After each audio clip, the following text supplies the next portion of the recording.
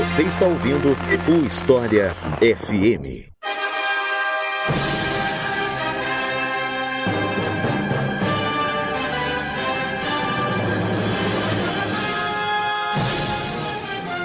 Guerra da Coreia. Uma daquelas guerras do século XX que, vez ou outra, a gente lembra, mas que não é tão conhecida, até porque ela vem logo depois da Segunda Guerra Mundial, que foi tão grande e tal.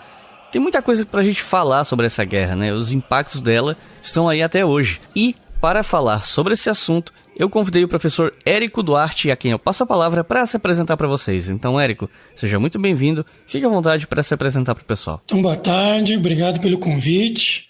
É um prazer poder contribuir nesse canal tão importante. Então, meu nome é Érico Duarte, sou professor da Universidade Federal do Rio Grande do Sul. Eu não tenho formação de historiador, apesar de trabalhar com história militar. A minha graduação é em Relações Internacionais pela Universidade de Brasília e meu mestrado e doutorado é em Estudos Estratégicos pela Universidade Federal do Rio de Janeiro. Então, mais uma vez, obrigado. Então é isso, vamos conhecer um pouco mais sobre os meandros da Guerra da Coreia, depois que eu falar para vocês da nossa campanha no Apoia-se.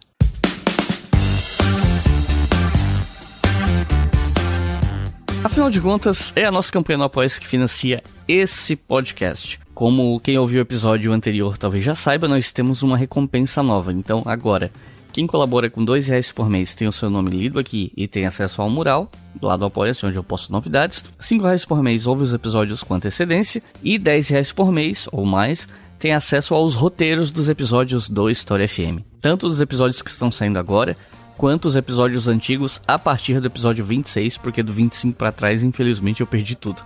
Mas do 26 em diante, eu tô postando devagarinho os episódios aos poucos e, eventualmente, todos eles estarão disponíveis em PDF. No caso, os roteiros originais, incluindo aí perguntas que possam ter sido cortadas do episódio por qualquer motivo. Nem todo episódio eu corto pergunta, né? A maioria, o roteiro é integralmente usado, mas, de vez em quando, acabo tendo que cortar uma pergunta porque a resposta já foi contemplada, ou o convidado não sabia responder e pediu para tirar, enfim. Os roteiros originais vão estar disponíveis em PDF para os nossos apoiadores a partir de R$10 por mês. E você quer ter acesso a tudo isso? Você pode fazer isso via apoia.se/obrigahistoria. Só apoiar com qualquer valor a partir de R$2 e você já começa a aproveitar os benefícios.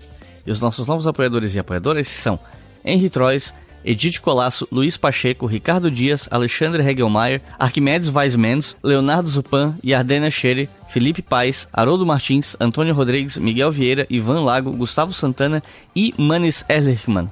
Muito obrigado, pessoal. Desculpa se eu pronunciei o nome de alguém errado. Não é sempre que a gente acerta. Mas agradeço muito a vocês, porque é graças a vocês que esse programa tá no ar. E você que tá ouvindo, se você quer fazer parte desse grupo de apoiadores, é só acessar apoia.se/obrigahistoria. Ou se você puder apoiar apenas uma vez, eventualmente, assim, de vez em quando, ou um apoio só, ou quer apoiar com um valor mais alto de uma vez só, você pode fazer isso via Pix com a chave leituraobrigahistoria@gmail.com. Repetindo, leituraobrigahistoria@gmail.com.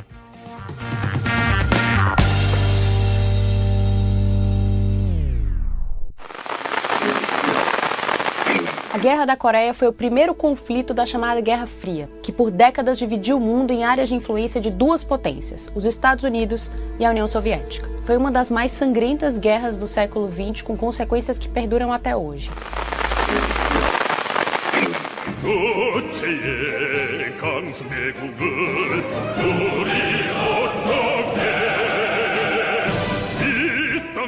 A história da Coreia no século XX, especialmente na primeira metade, ela intersecciona com outras histórias, né? E algumas delas, inclusive, a gente já tratou aqui, né? Então, se você fala de Segunda Guerra, você vai falar da Coreia.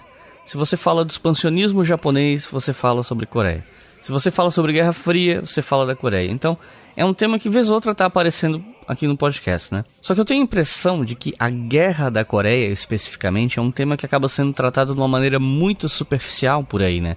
É aquele olhar macroscópico político só para explicar por que né, a península ficou dividida e tal. E então a ideia aqui hoje é a gente aprofundar um pouquinho esse assunto para esse público que quer conhecer um pouco mais os meandros dessa guerra, né? Além só daquela superficialidade do teve guerra, dividiu a península e pronto. Então, pra gente começar, acho que a gente pode falar sobre a libertação da Península Coreana no fim da Segunda Guerra Mundial. O que a gente pode falar sobre isso? O que a gente pode falar sobre isso é que já durante a Segunda Guerra Mundial, a Península Coreana não era uma prioridade para os aliados e muito menos para os Estados Unidos, né?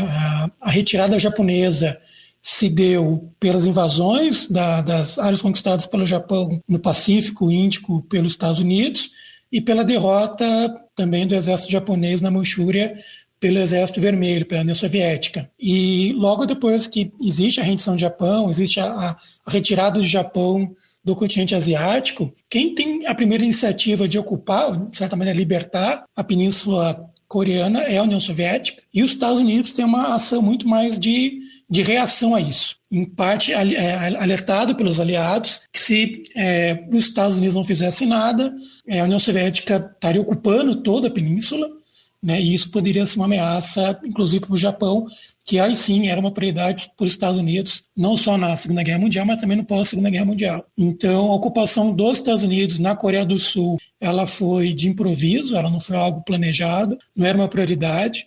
A própria definição do paralelo 38 como a fronteira entre Coreia do Norte e Coreia do Sul foi meio que feito na mesa, assim, de improviso, né, na embalagem do pão, assim, a gente pode até usar um termo meio chulo. E a presença norte-americana na Coreia do Sul, ela sempre foi planejada para ser a mais breve possível. Então, rapidamente, quando se estabeleceu uma presença lá, um reconhecimento de eleições e a inclusão da Coreia do Sul nas Nações Unidas, os Estados Unidos rapidamente se retirou dali, tirou sua presença, deixou apenas alguns assessores, e a prioridade dos Estados Unidos na Ásia, desde então, passou a ser sempre o Japão. Para a gente entender a Guerra da Coreia, é necessário entender também os interesses dos Estados Unidos, da União Soviética e da China naquele momento histórico, né? Qual era a situação desses países e quais os interesses deles na situação da Coreia, especificamente, mas não só na Coreia, pensando aqui nesse leste asiático mesmo, né? O que estava acontecendo naquele momento, quais os interesses de cada um desses atores políticos? Eu acho que é importante começar pela União Soviética, que, pelo menos nos primeiros momentos da guerra, vai ter um papel central. A União Soviética, ela tem uma presença forte na Coreia do Norte, já no imediato pós-Segunda Guerra Mundial, e ela tem um papel muito importante na própria reconstrução ou construção, né, de um novo Estado na Coreia do Norte, e vai ter um papel muito, muito presente, né? Então, os representantes da União Soviética na Coreia do Norte vão ter um papel quase de vice-governadores, atuando no processo de construção do Estado, de construção de uma força armada, da renovação, reconstrução da infraestrutura daquele país. Então, sempre vai estar muito forte. E tanto a atuação da União Soviética quanto o Japão na Manchúria, e depois a presença na própria Coreia do Norte, era uma retomada pelo Joseph Stalin de uma política expansionista do Império Russo, né, para a Ásia, que ocorreu até o final do século XIX. Então tinha claramente uma política ali, uma atuação, uma presença muito forte. Tem a ver também essa presença na Manchúria e na Coreia do Norte com o próprio envolvimento da União Soviética na Guerra Civil Chinesa, em que até um certo momento a União Soviética vai apoiar o Mao Tse-tung e os comunistas, mas num certo momento o Stalin ele vai apoiar o Chiang Kai-shek, vai apoiar os nacionalistas, porque dentro desse acordo de apoio, o Chiang Kai-shek faria concessões à União Soviética, incluindo a Manchúria e parte de outras regiões da China. Por exemplo, a região onde a Mongólia não era geralmente um país dependente, era parte da China que a União Soviética também tinha interesse de expandir. Então, a União Soviética tinha um interesse muito forte de expansão para a Ásia, porque ele via, principalmente o Stalin, que não tinha possibilidade de expandir para a Europa Ocidental, no imediato pós-Segunda Guerra Mundial. A União Soviética se via como mais fraca do que os aliados, mas tinha uma possibilidade de expansão para a Ásia. Por outro lado, a União Soviética ela vai apoiar os planos do Kim Il-sung, né, o patriarca da construção da Coreia do Norte, em tentar anexar a Península Coreana com dois objetivos. Um é ter uma presença numa península em que a União Soviética teria acesso a mares, a oceanos, né, teria um escoamento, não apenas de produtos, mas uma mentalidade geopolítica, né, de ter acesso a mares, oceanos, acessíveis, né, e de que eram viáveis ser utilizados em qualquer época do ano. E, por outro lado, ele também tinha uma perspectiva de ter a Península Coreana como uma área de presença para fechar a China, para, de certa maneira, criar um tipo de demarcação de uma presença soviética numa área próxima à China, como uma maneira também de impedir que a China pudesse ter uma posição neutra ou pró-Ocidente. Até o Pacto Sino-Soviético, né, que vai ser firmado em janeiro, fevereiro de 1950, o Stalin não tinha certeza qual seria a posição da China no pós-Segunda Guerra Mundial. Ele achava que a China poderia, pelo seu próprio nacionalismo muito forte e do próprio movimento comunista, liderado por Mao Tse-tung, ter uma independência, uma autonomia de atuação de política internacional e que poderia existir algum tipo de acomodação entre a China e os Estados Unidos. Então, desde o começo, a própria investimento e incentivo que o Stalin vai dar ao projeto norte-coreano de tentar unificar a Península Coreana já tinha desde o começo um cálculo de envolver a China e isolar a China dos países aliados. Então essa é, de certa maneira, a posição da União Soviética. Os Estados Unidos, como eu disse anteriormente, ele nunca teve a Coreia ou a Coreia do Sul dentro dos seus cálculos de política externa, mesmo para essa política externa para a Ásia. O foco norte-americano para a Ásia era o Japão. Então o Japão deveria ser, de certa maneira, o bastião do sistema de alianças, da presença, da projeção internacional dos Estados Unidos na Ásia. Então, da mesma maneira que a Alemanha seria o baluarte do Ocidente, né, democrático, capitalista, na Europa, o Japão cumpriria o mesmo papel para os Estados Unidos na Ásia. Então, a joia da coroa na Ásia era o Japão. E todos os cálculos que os Estados Unidos iam fazer para os demais países da Ásia, incluindo a Coreia e a própria China continental e a própria Taiwan, né, a Ilha de Formosa, vai ser quanto que esses outros países eram importantes para tornar viável a reconstrução do Japão e a conversão do Japão em um país aliado. Então, a importância da Coreia começou a ser percebida de maneira indireta a partir do momento que se registrou que o Japão não era autossuficiente em comida, dependia de importar comida da Coreia e também da China continental. Então foi a partir daí que os Estados Unidos passou a se preocupar, não, tem que realmente manter algum tipo de autonomia da Coreia do Sul de influências comunistas, porque a Coreia do Sul é importante no fornecimento de comida, de arroz principalmente, para o Japão. E, de certa maneira, a China também passou posteriormente a se tornar importante, e mesmo depois da consolidação do Partido Comunista na China, seja pelo fornecimento de comida, mas não era mais importante, mas porque toda a indústria japonesa ela dependia de matéria-prima que vinha em parte do que seria a Coreia do Norte, mas também da Manchúria, né? Então passou a existir uma preocupação por parte dos Estados Unidos de se aproximar da China, tentar algum tipo de aproximação da China por conta dessas dependências de insumos que o Japão tinha como da China, como tinha da Coreia também. Então, os Estados Unidos nunca teve uma política clara para a Coreia. Então, quando existe a invasão da Coreia do Norte à Coreia do Sul, não existia um plano de ação, não existia uma preparação, não existiam diretrizes, né? A decisão foi muito pessoal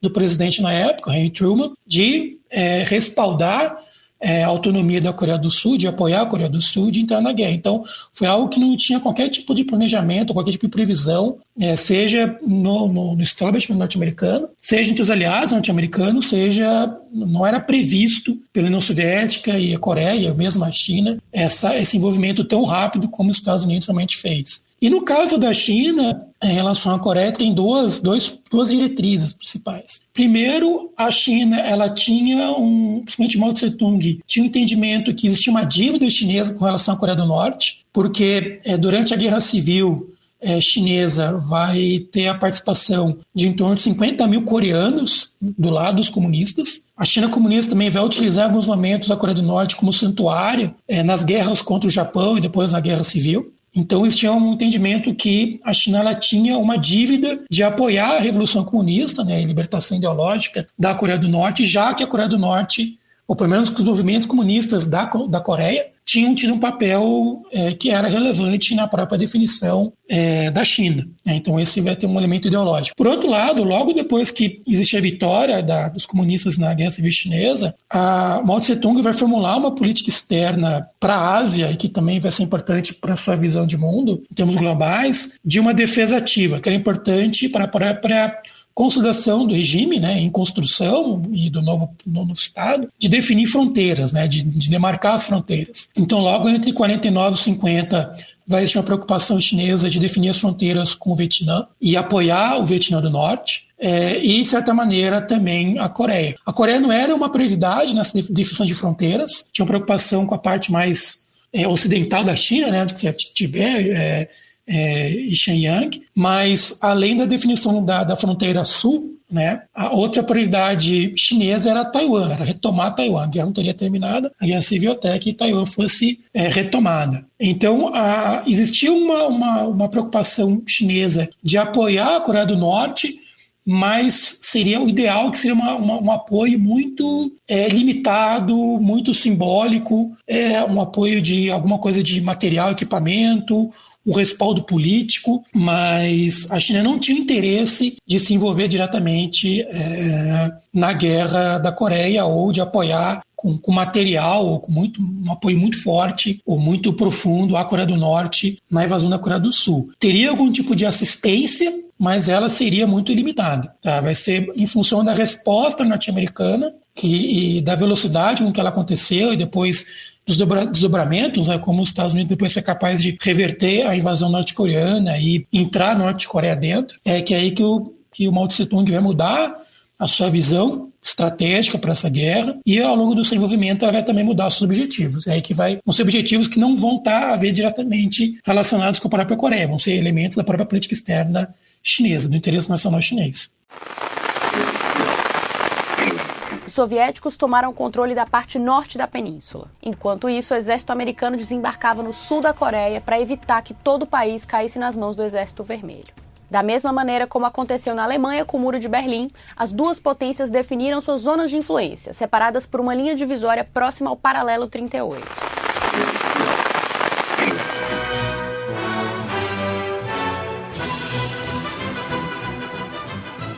E como é que as coisas se encaminharam para uma guerra entre essas partes norte e sul da Península Coreana?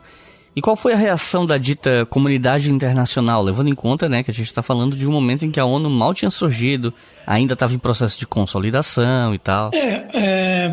Embora a invasão da Coreia do Norte tenha começado em julho de 1950, já existia uma conflagração entre as duas Coreias bem antes, que data do processo de inclusão da Coreia do Sul e, na verdade, estabelecimento de eleições, né, em que a parte sul vai realizar eleições não das mais assim fidedignas, das mais íntegras, mas que vai ser reconhecido, e a Coreia do Norte vai se recusar a realizar eleições ou seguir uma pauta de demarcação ou definição segundo a lógica da recém-criada Nações Unidas, né?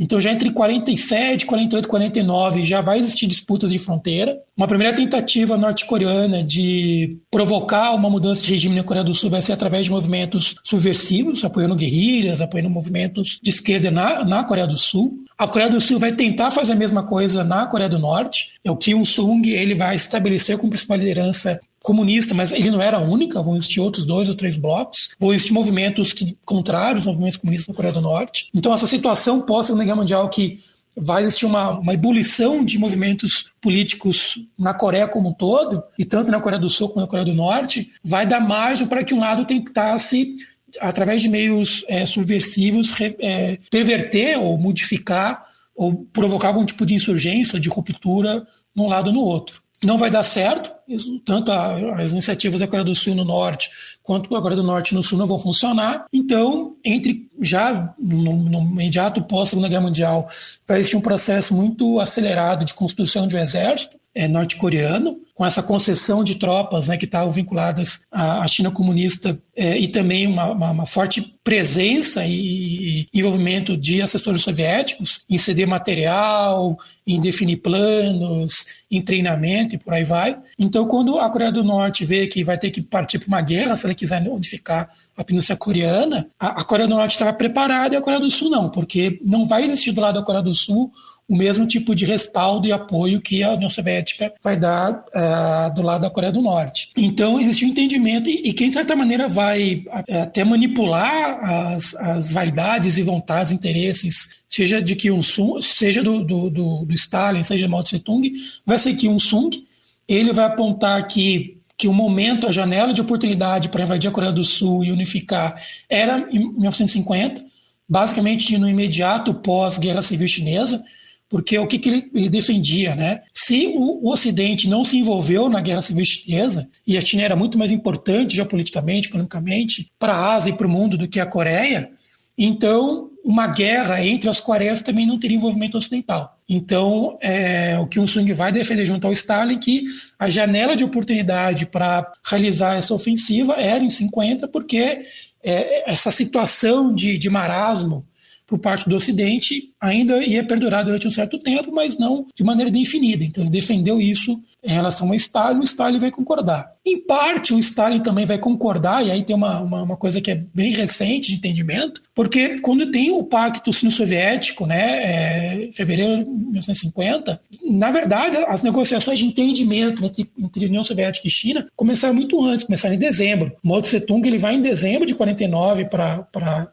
Moscou, e as negociações no Pacto Sino-Soviético vão durar 3 meses. Vão ser negociações muito duras, porque a principal pauta do Mao Tse-tung não era necessariamente montar um bloco comunista contra o Ocidente. A pauta chinesa do Mao Tse-tung era retornar a Manchúria, que naquele momento estava ocupada até então pela União Soviética, porque anteriormente estava ocupada pelo Japão, quando a União Soviética expulsa o Japão. A União Soviética não vai embora, ela se mantém presente na Manchúria. E vai ter a importância também de definir outras fronteiras, como a criação de algumas áreas tampão entre a China e a União Soviética. A Mongólia vai cumprir esse papel, principalmente. E vai ter outras porções da região mais sudoeste da China, que também tinham ocupação, tinha ferrovias, instalações que a União Soviética estava utilizando, que a China queria de volta. Então é nessas negociações do Pacto Sino-Soviético que, no final das contas, o Stalin vai fazer concessões, vai ceder, mas ele vai perceber que ele não teria uma capacidade de controlar a China, de tornar a China um satélite. Então, em fevereiro de 50, quando tem o Pacto Sino-Soviético e o Stalin, nesse intervalo, ele está já tendo a pressão pela Coreia do Norte para conceder e apoiar a invasão à Coreia do Sul, ele também concede a essas demandas do Kim Il-sung, tendo esse cálculo, de certa maneira, envolver a China, né? Nessa guerra seria pouco provável de não envolver a China, mas também porque, quando você tem a invasão da Coreia do Norte e a Coreia do Sul, a Manchúria ainda se manteria como uma base de operações, né? Se tornaria ainda... a Manchúria é a região que faz fronteira com a Coreia do Norte, então isso, de certa maneira, justificaria estender a presença soviética na Manchúria, porque teria esse pretexto de estar apoiando a Coreia do Norte invadir a Coreia do Sul. Então tem todo um jogo de cena, toda uma manipulação das várias partes, né? Quem vai, como eu disse anteriormente, vai ser consultado e vai demorar muito para tomar uma decisão de apoio em apoiar a invasão da Coreia do Norte e da Coreia do Sul, vai ser a China, né? Não era a prioridade da China apoiar isso, e ela entendia que esse apoio político teria algum preço também em termos de envolvimento. Por mais que tivesse muito sucesso a invasão da Coreia do Norte, algum tipo de respaldo, algum tipo de rescaldo teria sobre a China. A China teria que apoiar, provavelmente teria algum tipo de reação, pelo menos diplomática, da Coreia do Norte ao bloco comunista, e como a China estaria apoiando a Coreia do Norte, isso envolveria a China também. E a China também era muito receosa de apoiar a Coreia do Norte, porque a China naquele momento, né, entre 49 e 50, ela não tinha reconhecimento da maioria dos países. Os países ocidentais não reconheciam a China comunista, era um processo ainda de negociação, ela não tinha presença, não tinha assento nas Nações Unidas, muito menos no Conselho de Segurança, então ela via que a invasão da Coreia do Norte atrapalharia essa reinserção da China e poderia também atrapalhar o principal projeto militar da China naquele momento, que é invadir Taiwan. Então, quando tem a invasão da Coreia do Norte, todo o cálculo que existia da Coreia do Norte, da China e da União Soviética é que seria uma vitória relativamente fácil, seria uma vitória rápida, né? Isso, de fato, estava quase acontecendo se não fosse o envolvimento norte-americano, que foi uma decisão extemporânea, uma decisão pessoal do Truman. Estou confundindo aqui os Trump, né? Trump com com Truman. E do lado dos demais países vai existir um certo choque, né, porque era uma agressão, se achava que isso não aconteceria tão cedo, mas ninguém saiu correndo em apoio da Coreia do Sul. Se tentou desde o começo uma saída diplomática no âmbito das Nações Unidas, mas quem vai ter uma preocupação forte vai ser os Estados Unidos, particularmente o Truman, porque eles vão fazer um cálculo que, de fato, a invasão da Coreia do Norte na Coreia do Sul era um estratagema soviético para iniciar uma ação diversionária na Ásia, meio que ser um prelúdio de uma terceira guerra mundial. Então, ou seja, seria para chamar atenção para a Ásia, para, na verdade, a União Soviética começar um processo de mobilização e de conflagração na Europa, né? Levando em conta que é importante lembrar que já em 49 você já tem várias situações de crise na Europa Ocidental e na Europa Central, né? Você tem guerrilhas comunistas na Grécia, você tem a situação do bloqueio de Berlim, né? Então você achava que, na verdade, estava existindo um processo de escalada de tensões, de conflagração na Europa,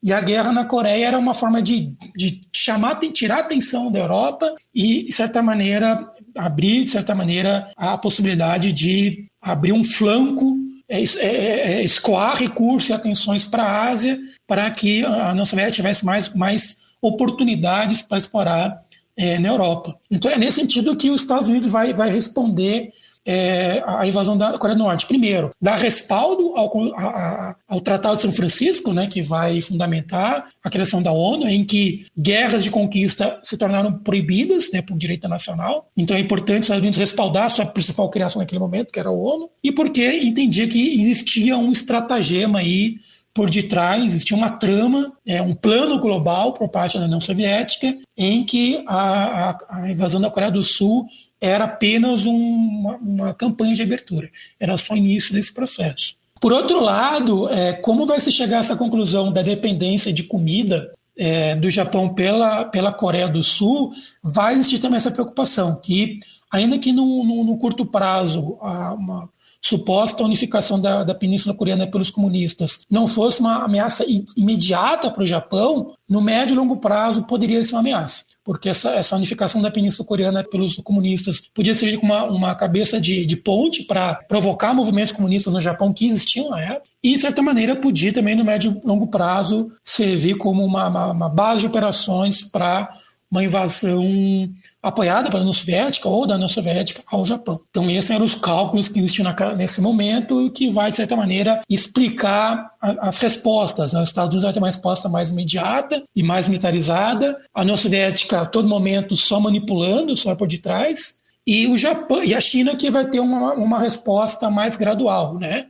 E os demais países aliados, França, Reino Unido, países que foram que de certa maneira lutaram com os Estados Unidos na Segunda Guerra Mundial, que foram apoiados pelos Estados Unidos no pós-Segunda Guerra Mundial, vão mandar tropas, vão apoiar de maneira mais comedida, pequenos contingentes, como elemento de demonstrar que eram aliados dos Estados Unidos, meio que já que os Estados Unidos tinham cumprido um papel de apoiar esses países, né, na Europa, os países europeus simplesmente tinham que cumprir um papel também de demonstrar que eram aliados de primeira hora dos Estados Unidos. E é interessante também que nesse apoio vai entrar a Grécia e a Turquia, que eram países que não estavam na constelação de alianças norte-americanas no primeiro momento, mas queriam demonstrar, de certa maneira, que estavam interessados de estar dentro da órbita norte-americana e mesmo com um certo grau de sacrifício, vão mandar contingentes importantes para apoiar, né, o comando das Nações Unidas e manter a autonomia da Coreia do Sul.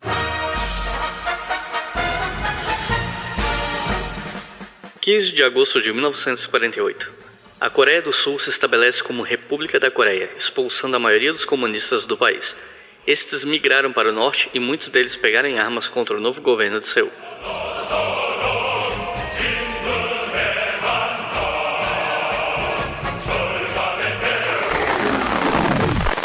Quando você vai procurar alguns textos na internet, assim, sobre Guerra da Coreia, como eu procurei para fazer esse roteiro, né?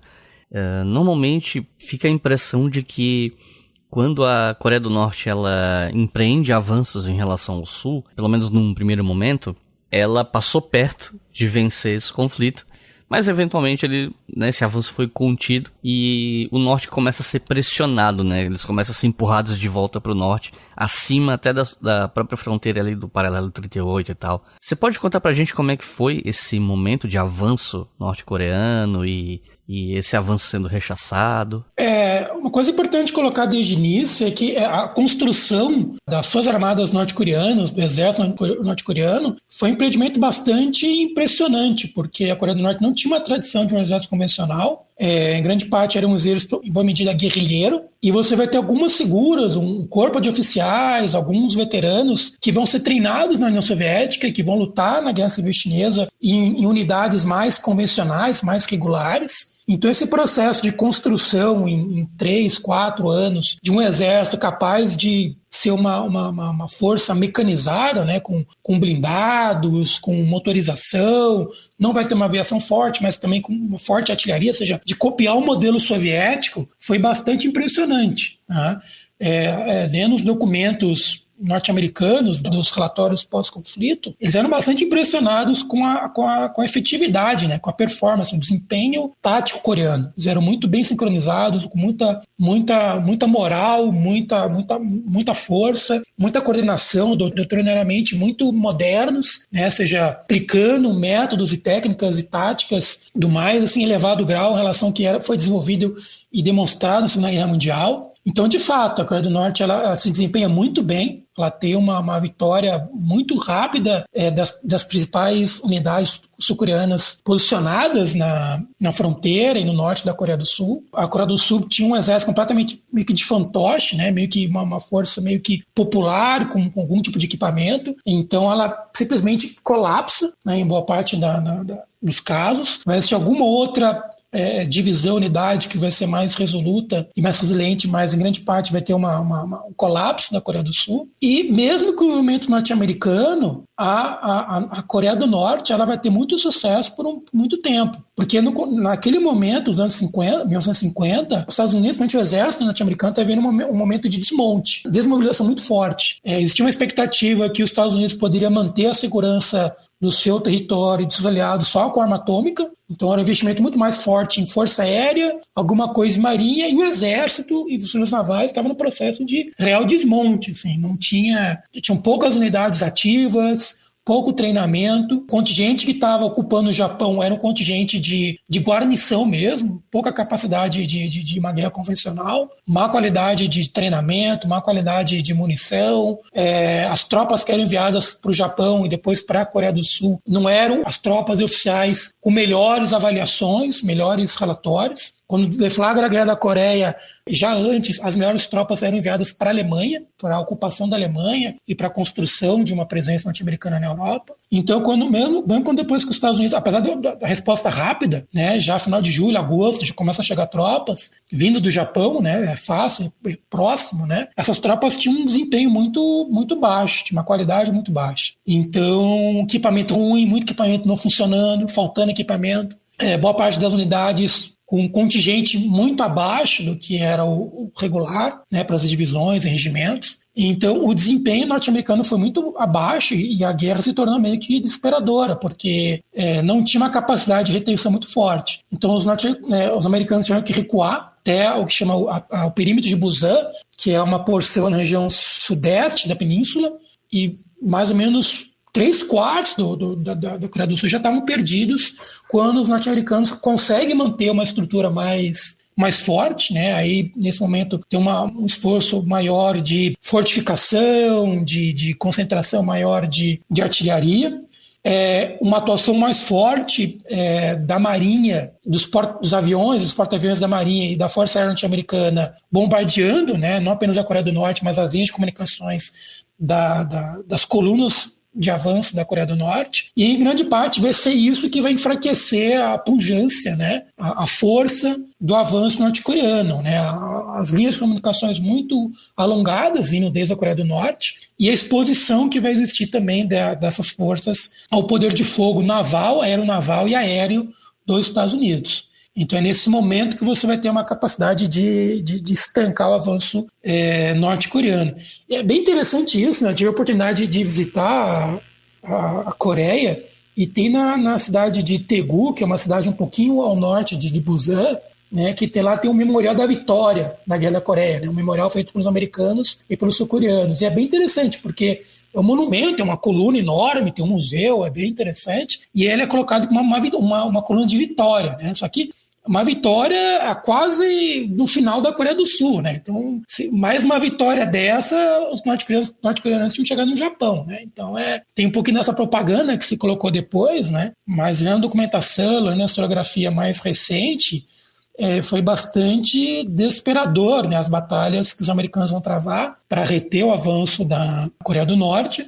E esse avanço, né? Ele apenas vai ser estancado quando você tem a famosa Operação Chromite, né, Operação Chromite, que é o desembarque anfíbio em Incheon, que é um porto próximo a Seul, que vai envolver um movimento de flanqueamento estratégico das colunas norte-coreanas, estavam todas concentradas no sul, tinha pouca guarnição mais ao norte, ou na fronteira entre as duas Coreias, ou em Seul, e quando tem esse desembarque, em torno de 10 mil soldados, depois chega a quase 20 mil soldados, tem um processo meio que de desconstrução, né, das colunas de avanço da Coreia do Norte, e isso que vai permitir, de fato, aliviar essa invasão norte-coreana à Coreia do Sul e permitir uma contraofensiva.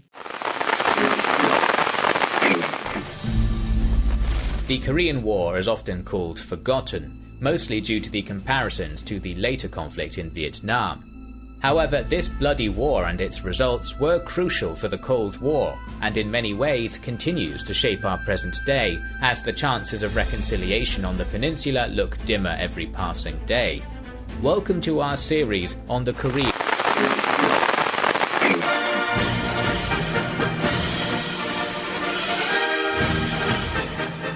Nesse ponto da história, a gente começa a tratar de um tema fundamental, que é a entrada da China nesse imbróglio. Qual foi o cálculo político dessa entrada? Como é que essa entrada aconteceu? Qual o resultado disso do ponto de vista militar? Enfim.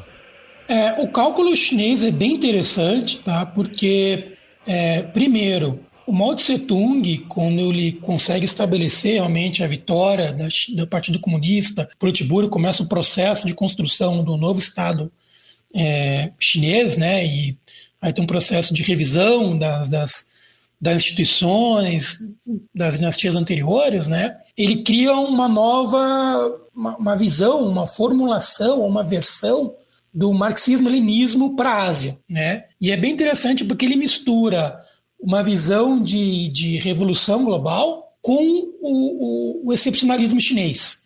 Né? Tem um autor chamado Jiang Shen que vai chamar isso de a teoria da zona intermediária. Por quê? A China teria um papel do ponto de vista marxista, né? da estrutura funcional da mão de obra internacional, né? Da alocação dos recursos internacionais. Ela tem um papel meio que de uma semi-periferia, porque a China já tinha uma tradição de economia de mercado, uma grande população, tinha alguma coisa de indústrias, na Manchúria principalmente.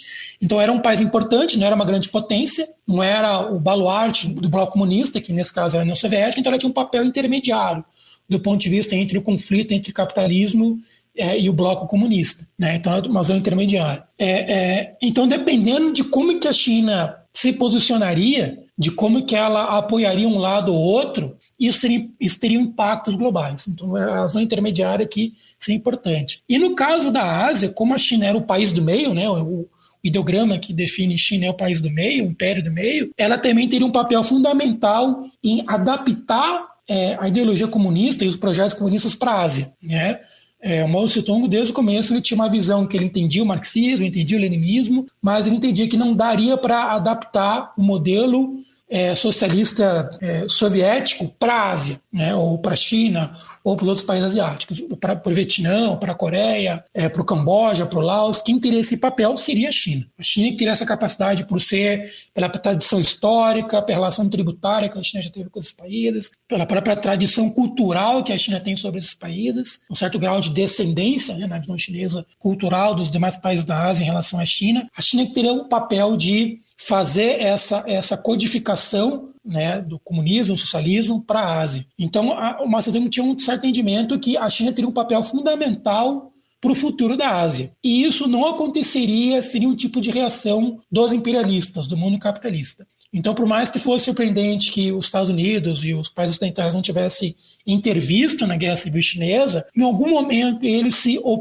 fariam algum tipo de oposição à China. Tá? Então, existia um certo tipo de previsão, um tipo de profecia, que em algum momento a China teria uma guerra com os países ocidentais. Né? A gente tem que levar em conta nesse sentido que a China era um país traumatizado pelo envolvimento e pela presença ocidental na China, né? Os 100 anos de humilhação que a China teve. Então, na visão do Mao Tse-tung, em algum momento o Ocidente se mobilizaria, ou o Japão, contra esse projeto, esse destino manifesto que a China teria na Ásia. Então, ele não estava fora da expectativa do Mao Tse-tung que no médio, longo prazo, ele teria uma guerra com os países capitalistas e muito provavelmente com os Estados Unidos. Né? Só que o Mao Tse-tung não antecipava que esse choque com os capitalistas ocorreria na Coreia, porque quando os Estados Unidos se envolve na Guerra da Coreia, e principalmente a partir de setembro, outubro, os Estados Unidos mudam o objetivo do seu envolvimento na guerra de buscar o status quo ante, ou seja, libertar ou manter a autonomia da Coreia do Sul, os Estados Unidos ele aprova uma resolução no Conselho de Segurança, e primeiro no Conselho de Segurança Nacional norte-americano, de unificar as Coreias sob a Coreia do Sul. Então, quando os Estados Unidos ele começa a avançar e muda esse objetivo, estava muito claro para o Mao Tse-tung que ali que seria a profecia que ele tinha feito, e que seria mais no futuro, estaria se realizando naquele momento. Tá? Então, esse é um ponto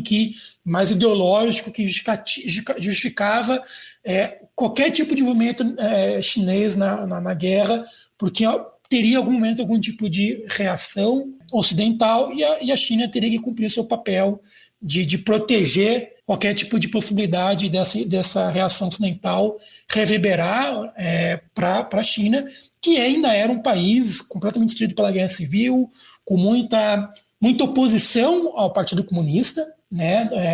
Mesmo com a vitória, existiam tropas e movimentos e áreas ou conflagradas ou que ainda eram dominadas por tropas nacionalistas, apesar da maioria ter já fugido para Formosa, para Taiwan. Não existia completa legitimidade do Partido Comunista em relação à população.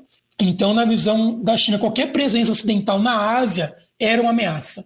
Poderia ser um elemento de insurgência, de perturbação na construção do regime comunista. Então, esse é o primeiro cálculo. O outro cálculo que a China vai fazer tem a ver com essa clivagem e essas disputas de interesse com a União Soviética. Mao Tse-tung entendia que ele não poderia deixar a União Soviética sozinha cuidando do apoio da Coreia do Norte, porque isso justificaria prolongar a presença soviética na Manchúria. E como o Pacto do Sino Soviético vai ter entre os seus termos o retorno da Manchúria para a China, isso foi firmado em fevereiro de 50, e a guerra começa em julho, né, e as negociações começam antes, o Mao Tse-tung entendia que ele tinha que ter uma presença militar na Manchúria, né, para dizer assim mesmo, é aquela coisa de urtus possedetis, é ter aquele que você tem condições de ter posse. Então a China tinha que ter uma presença militar na Manchúria, para em algum momento, né, poder retornar completamente a Manchúria para a China. E a Manchúria tem que ser colocada que era importante porque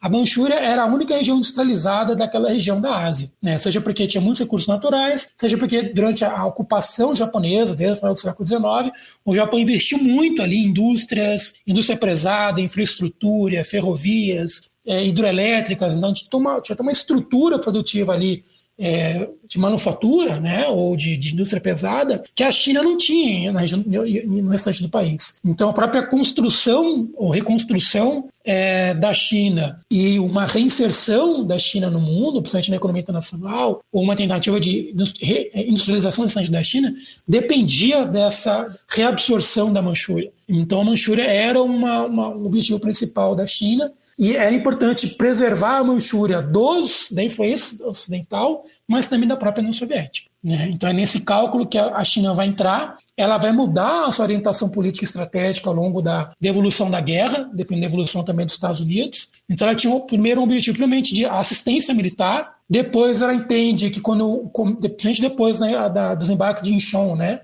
do desembarque anfíbio em Incheon, ela entende que ela teria que ter uma linha defensiva na Coreia do Norte, né, meio que para estabelecer uma área tampão, um cordão sanitário na Coreia do Norte para proteger a Manchúria e o território chinês.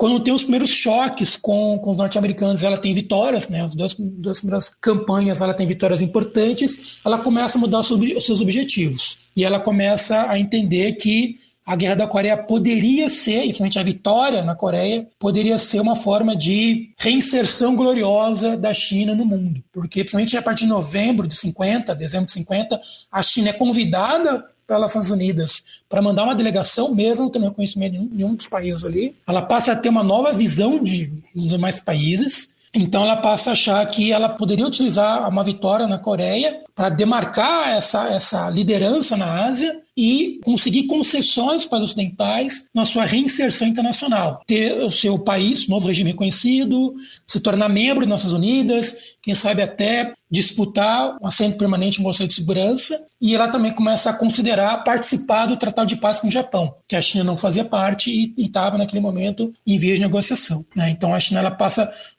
entre dezembro e janeiro de 51, ela passa a ter objetivos políticos muito positivos, muito ambiciosos, que existia a possibilidade de uma vitória retumbante contra as tropas das Nações Unidas, e isso lhe credenciaria a ser tratada como uma grande potência naquele momento. Algo bastante prematuro. E aqui eu queria te perguntar sobre a ofensiva de Ano Novo da China. Você pode contar pra gente como é que foi isso e as implicações dessa ofensiva? Originalmente, a China, depois que ela muda o seu objetivo para ter uma linha defensiva na Coreia do Norte, o plano original dela era o seguinte: era estabelecer uma linha defensiva que retesse, né, o avanço norte-americano, depois ela manteria alguns meses, poderia ser de 3 a 6 meses, um processo de mobilização e concentração de tropas ali, e depois fazer um contragolpe que expulsasse os ocidentais, as tropas estrangeiras da Coreia do Norte. Esse era o plano original.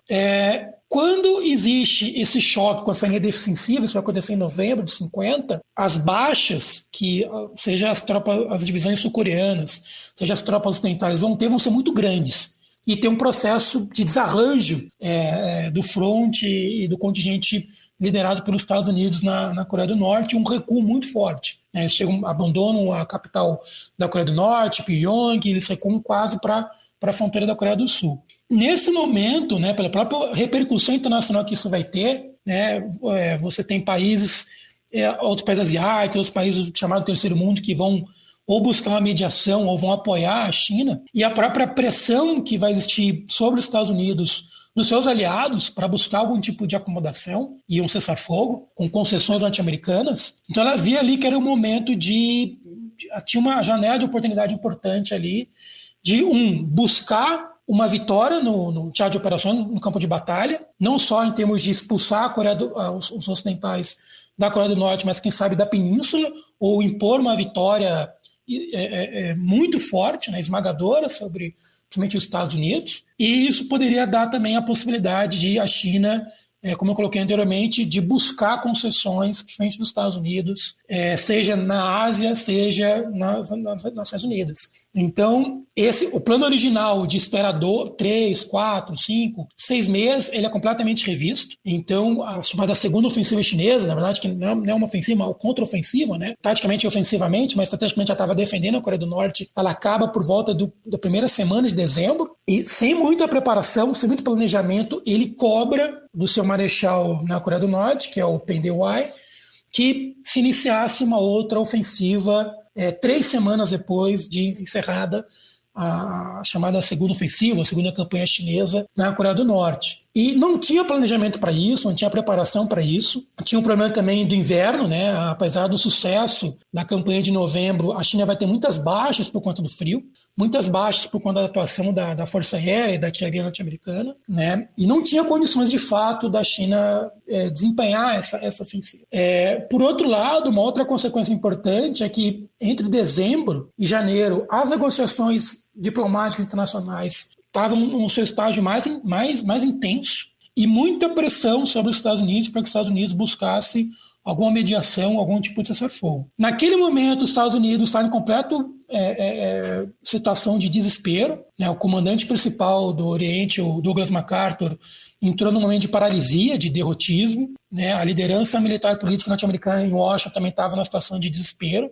Eles achavam que iam perder a guerra, iam ter que abandonar a Coreia do Sul. Então, em função dessa situação estratégica desvantajosa, a pressão diplomática muito forte, inclusive dos aliados, a Inglaterra fazendo muita pressão, e a situação no campo de batalha sem muita esperança, na verdade, muito pessimismo, em janeiro de 50 começa a se propor acordos, né, e conferências para que a China aceitasse não avançar mais sobre a Coreia do Sul e que os americanos aceitassem fazer concessões.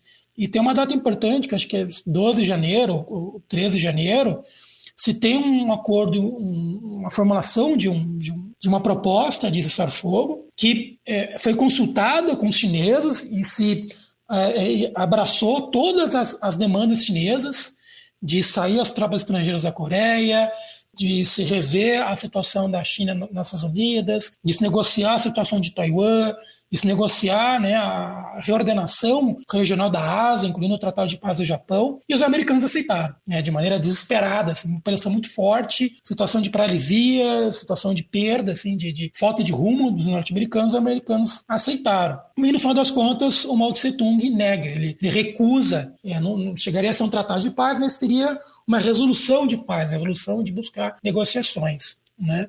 Todo esse envolvimento diplomático, né, chinês, ele foi manipulado pelos soviéticos, né? A representação que os chineses mandam para Nova York, para a negociação das Nações Unidas, era uma representação militar, manda um general, e toda a participação chinesa nessas negociações, ela primeiro era consultada com a representação soviética, então os soviéticos manipularam completamente, não tinha nenhum treino, não tinha nenhum tipo de expertise dos comunistas chineses para negociações diplomáticas, não entendiam o que era a ONU, não entendia todo esse trâmite diplomático, e vão ser manipulados, eles abandonam as negociações, e quando chega esse esforço diplomático final, por orientação de Stalin, da União Soviética, a China recusa. E nesse momento tem uma consternação internacional, então vários países que estavam buscando uma intermediação, uma neutralidade, eles começam a assumir, até aí também por pressão norte-americana, que a China realmente é o país agressor, e nesse momento também existe um processo também de reconstrução, ou de certa maneira, tem a troca do comandante de campo das tropas norte-americanas e um processo de revisão da estratégia norte-americana, de reordenamento das tropas, né? Então eles começam a ser capazes de fazer frente aos chineses, e por outro lado, os chineses, por conta das batalhas de novembro, e depois dessa ofensiva de Ano Novo, tem muitas baixas, né, porque é algo sem planejamento, sem preparo, sem reconhecimento, sem a devida preparo para fazer essa campanha. Então, a partir desse momento, basta ter um revés, tanto diplomático quanto militar, quanto estratégico, né, a China começa a sofrer um revés. E isso vai até julho de 51, quando tem o cessar-fogo. Então, ou seja, geralmente eu coloco que o ápice, digamos assim, do sucesso, da possibilidade de sucesso chinês, ele é em janeiro de 50. De janeiro de 51. Mas muito provavelmente, mesmo com esse sucesso, essa campanha do Ano Novo, ela já era que a gente chama na literatura de ponto culminante da vitória, ou seja, a China já estava além do que ela era capaz de defender ou de manter depois que ela conquistasse. Então, por exemplo, nessa campanha do Ano Novo, ela toma Seul, ela toma a capital da Coreia do Sul, mas 1 ou 2 semanas depois ela abandona. Ela não é capaz de manter por muito tempo essa presença, porque não tinha condições de manter as tropas tão longe da Manchúria, já que todo o processo de abastecimento, de mobilização, de envio de tropas vinha da Manchúria, né? Nesse momento ainda não tinha uma construção de novas bases operacionais mais importantes na Coreia do Norte, que estava tudo destruído. Isso vai acontecer mais para frente. Então, esse é um momento, eu acho que, divisor de águas desse desenvolvimento chinês na guerra e que vai levar daí para frente, a China começa a ter que fazer concessões, né? Não só para os Estados Unidos, em termos diplomáticos, mas ela começa a se tornar muito mais dependente da União Soviética. Então, até a ofensiva do Ano Novo, a China ela trazia suas tropas, seu equipamento, sua munição, era tudo chinês, com alguma participação da Coreia do Norte. Depois dessa ofensiva do Ano Novo, que acaba em janeiro, ela começa a ter que depender cada vez mais de material e equipamento soviético. A União Soviética tinha se comprometido só a dar apoio aéreo, cobertura aérea e algum tipo de maior presença militar na Manchúria, mas a partir de fevereiro em diante, março em diante, tem um processo de construção de novas unidades chinesas, chinesas, ou reconstrução daquelas que foram muito abatidas anteriormente, com muito mais assessoramento soviético e muito mais equipamento soviético. Então a China vai ficando cada vez mais dependente da União Soviética, e isso é uma coisa importante, porque é uma coisa que vai continuar por toda a guerra, e mesmo depois da Guerra da Coreia, vai ter uma dependência da China em relação à União Soviética muito importante, que vai culminar no conflito sino-chinês, sino-soviético, né, que vai acontecer no começo da década de 60. Se você quiser colaborar com o História FM, você pode fazer isso via Pix, usando a chave leituraobrigahistoria@gmail.com. E assim você colabora para manter esse projeto educacional gratuito no ar. E em janeiro de 51, os Estados Unidos empreendem uma ofensiva para retomar Seul, né, que durou até abril, se não me engano. Você pode contar pra gente como é que foi essa ofensiva e o resultado dela? Na verdade, a retomada de Seul, da capital, ela vai acontecer em março, né? Entre janeiro e fevereiro, o que vai acontecer do lado dos norte-americanos é que você vai ter um novo comandante, que é o Matthew Ridgway, que ele vai rever a estratégia norte-americana, vai rever o posicionamento das tropas, ele vai incentivar a inovação de novas táticas, né, que os americanos não tinham, ou que ainda estavam no manual, mas eram pouco desenvolvidas, ou pouco conhecidas. Então, entre janeiro e fevereiro, meio que vai ser um período de playoff, assim. Ele foi reordenando, reconstituindo, revisando as tropas, né, permitindo um período também de reconstituição, porque teve muitas baixas, principalmente em novembro de 50. Então, vai ser um certo período de chegar novos contingentes nos Estados Unidos, e a partir entre novembro e dezembro, que os contingentes dos mais países aliados vão chegar, né, os francês, holandês, turco, grego, um contingente maior de britânicos vão chegar a partir de dezembro em diante. Então vai ser um processo de constituição do fronte norte-americano e um período que eles vão estar num processo de avanço gradual, a partir da porção mediana, ali, média, da Coreia do Sul, né, a partir de Daegu em diante, começa um processo de subir em linhas muito graduais, num processo de testar melhor e ganhar confiança das tropas americanas e de aprender como enfrentar os chineses, adaptar novas táticas, novas formas de combate para o terreno coreano, né, e para um inimigo que combatia de maneira muito diferente os alemães, os japoneses, né, que era a experiência recente norte-americana. Então vai ter um processo gradual de avanço, né, e de ganho de capacidade, mas também nesse período vai ser interessante porque a China não fez, até fevereiro, ela não vai fazer uma resistência a essa progressão ao norte dos norte-americanos, porque não tinha condições, não tinham tropas para fazer isso, não tinha condições de suprimento, né, para fazer uma resistência defensiva dentro do território da Coreia do Sul. Então eles recuaram. Então vai ter muitos choques localizados. Quem vai ter o principal papel de ações de retardamento, né, de retardar o avanço norte-americano, vão ser os norte-coreanos. Tá? Então vão ser meio que usados meio que bucha para preservar uma remobilização, uma reordenação das tropas chinesas. E porque também a China era uma força que, na maior parte, né, do contingente chinês, ele era de camponeses guerrilheiros. É uma força guerrilheira. Vai ter uma porção que na Guerra Civil vai ser convertida para um exército convencional, que vai ser mandada para a Guerra da Coreia, que grande parte desse contingente mais profissional, mais convencional, vai meio que se perder entre novembro e janeiro.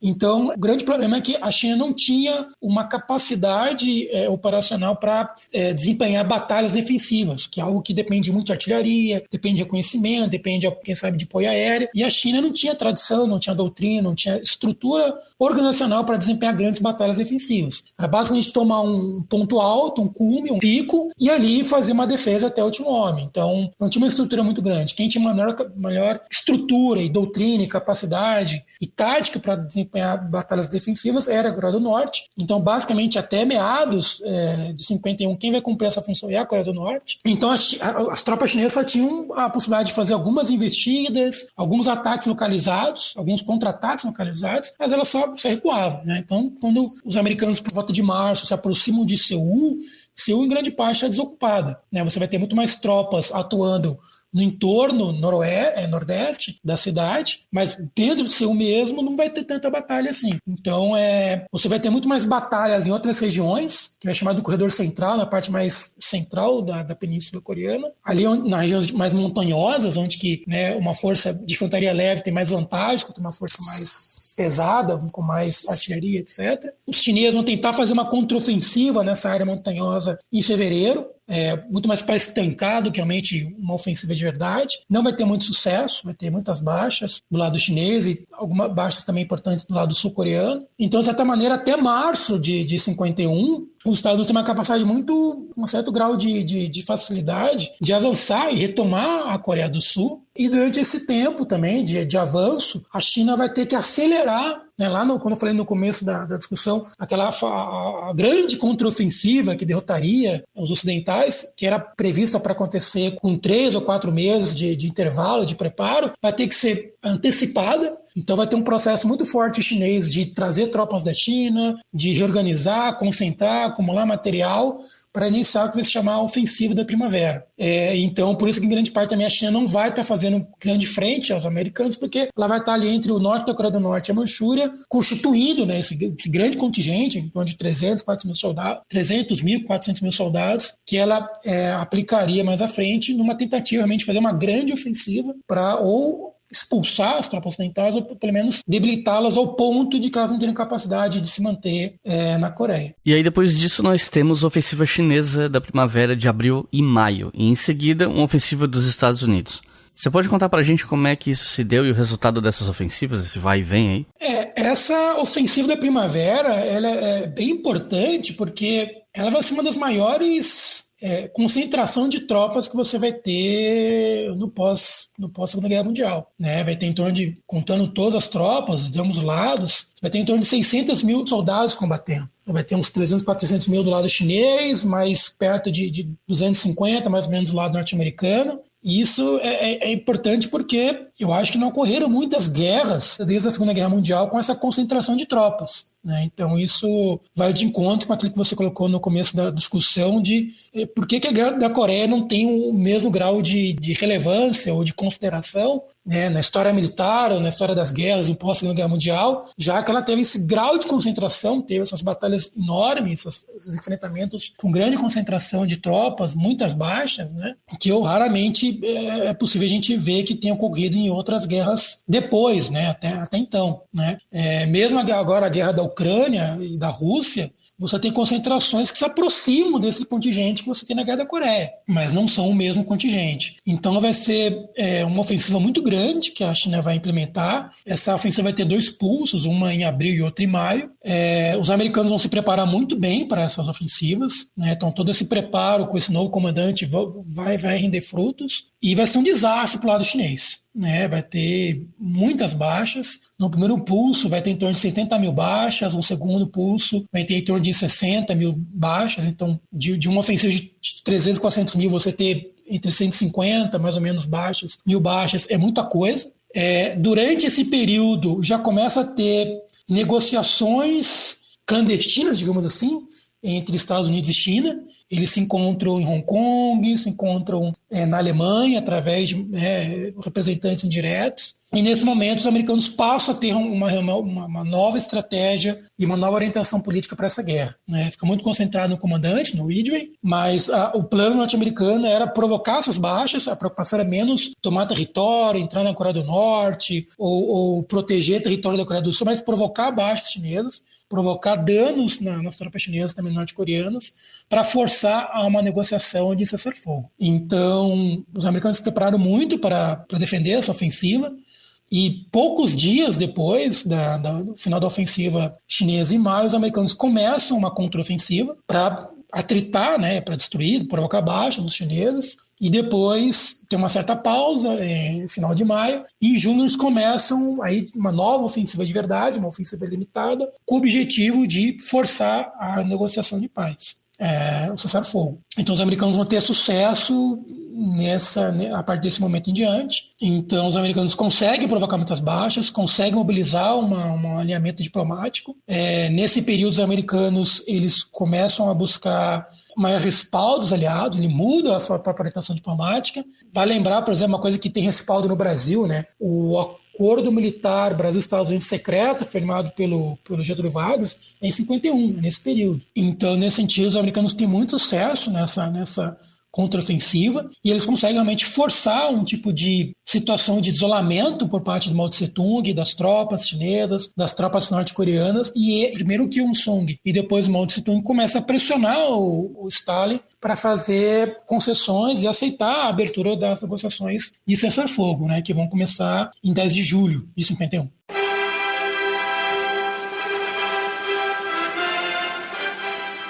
25 de junho de 1950. O exército norte-coreano atravessa o paralelo 38, dando início à Guerra da Coreia, sob a acusação de que as tropas do Sul atravessaram a fronteira primeiro. O objetivo era derrubar o ditador sul-coreano Jin Man-hee e executá-lo.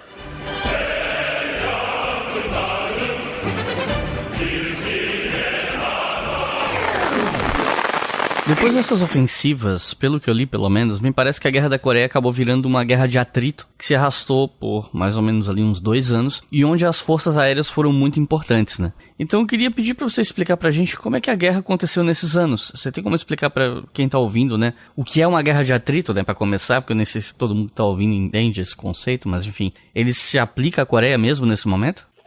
Na verdade, quando entra o Matt Ridgway, né, em dezembro de 50, e ele mandei como comandante de campo até abril, depois ele vira o comandante do Extremo Oriente, no lugar do MacArthur, a partir de abril, e fica até 52. Ele já tinha mudado a orientação estratégica norte-americana de uma guerra de aniquilação ou de conquista de espaços, de provocar um debacle, né? uma derrota definitiva dos chineses. Entendia que não era possível mais fazer isso. Os americanos não tinham tropas, nem vontade política, nem apoio popular, nem internacional para concentrar meio suficiente para provocar uma derrota flagrante nos chineses, e ele já converte, de certa maneira, a estratégia dele para ser uma estratégia de atrito, já móvel ainda, né, de ações de mobilidade, mas já de atrito, ou seja, no foco de provocar baixas e provocar perda de material chinês, né? Então já era uma lógica de provocar um desgaste, fazer com que os chineses não tivessem mais reservas, não fossem mais capazes de manter a continuidade da guerra. É diferente de você chegar e provocar uma derrota flagrante, que o outro lado se rende e acaba a guerra. Isso seria uma guerra de derrubada ou decisiva, né? Uma estratégia de derrubada ou decisiva. Eu já estava buscando uma estratégia atrita no sentido de provocar baixas na China, por um lado, para que a partir dessas baixas a China começasse a ter uma posição diplomática internacional mais frágil, e, por outro lado, fazer com que a China não fosse capaz de ter iniciativa das batalhas, dos enfrentamentos, né? Ela sempre fosse pega desprevenida, ou ela perdesse a capacidade de escolher onde combater e quando combater, né? Então ele já muda para uma lógica mais próxima de atrito. Mas a partir quando você tem o início das negociações, em julho de 51, nesse momento, tá, a Coreia do Sul já está toda recuperada, os americanos já empurraram o fronte, a linha de batalha, a linha do fronte, já para o norte da Coreia do Sul, e já entraram na Coreia do Norte, já começa a empurrar para além do paralelo 38, que era a fronteira dos dois países. Tá? Tanto que uma coisa interessante é que onde que é a fronteira hoje, a zona desmilitarizada entre a Coreia do Norte e a Coreia do Sul, ela é mais ao norte da Coreia do Sul do que era a fronteira dos países quando começou a guerra, né? Na verdade, a fronteira entre os dois países hoje, como resultado da Guerra da Coreia, ele é ao norte do paralelo 38. Então, até hoje em dia, a Coreia do Norte perdeu o território, no final das contas, para a Coreia do Sul. Então, a partir desse momento, os americanos podem ser muito mais cautelosos para não cometer o mesmo erro que eles cometeram em agosto e novembro de 50, né? De querer unificar as Coreias. Esse objetivo político ambicioso ele é revisto. E tudo que os americanos fazem dali para frente é para forçar um cessar-fogo, para que pudesse ter uma acomodação entre as partes, para que os americanos pudessem estancar a guerra ou parar a conflagração, para que eles pudessem investir em tropas na Europa, porque os americanos, de novo, eles achavam que ia começar a Terceira Guerra Mundial. Né? Então, eles não queriam mais perder tropa, entre aspas, desperdiçar tropa na Coreia, eles queriam se concentrar na Europa. Então, a partir desse momento, não existe mais a possibilidade nem autorização de novas ofensivas norte-americanas. Politicamente isso não é autorizado. Se chega à conclusão que uma coisa era você avançar também do ponto de vista estratégico ao norte, só enfrentando os chineses, outra coisa é você ter chineses com centenas de milhares de chineses com ainda um apoio soviético cada vez mais forte. Então não tinha condições nem políticas nem estratégicas de tentar reunificar novamente as Coreias sob a bandeira da Coreia do Sul. Então não era mais o objetivo norte-americano para isso. E com todo o desgaste que você vai ter, principalmente na ofensiva de primavera do lado chinês, os chineses também, Mao Tse-tung chega à conclusão que não tem condições de expulsar os Estados Unidos da Coreia do Sul e tem que buscar um entendimento negociado. Então, ou seja, do ponto de vista político e estratégico, você tem uma situação de prostração. Nenhum dos dois lados tem interesse, ou tem vontade política, ou tem meios para forçar a linha para mais ao norte e mais ao sul. Ela fica meio que parada. Por outro lado, começa a ter um processo importante nesse período de... A China começa a ter um processo mais forte, como eu coloquei anteriormente, de conversão das suas tropas para um modelo moderno, convencional, com maior apoio soviético. Então começa um processo de mudança das unidades, começa a ter um processo muito mais forte de construção de fortificações na Coreia do Norte, com bunkers, com mais artilharia, com mais estrutura, mais trabalho de engenharia, com muito apoio à assessoria soviética. E, por outro lado, do lado norte-americano, os americanos começam a investir mais em construir um exército sul-coreano que fosse capaz de substituir essa presença ocidental que é o que estava mantendo a Coreia do Sul viva. Então, daí para frente, nenhum dos dois lados tem interesse de provocar grandes ofensivas. Em julho de 51 começam as negociações, então todas as iniciativas que você vai ter de alguma ofensiva limitada de um lado ou do outro, elas vão ser muito mais para fustigar o outro lado, aceitar um artigo ou um parágrafo do acordo de cessar-fogo. Elas não vão ser mais ações militares com um fim neles mesmos, vão ser ações militares muito mais dialogando, interpelando, com todas as negociações, com todas as barganhas que estavam ocorrendo até desse momento. Então, por conta disso, você vai ter muito mais confrontos localizados de contato entre as duas linhas dos dois lados, do lado comunista e do lado em torno dos Estados Unidos. Então, nenhum dos dois lados vão ter condições de romper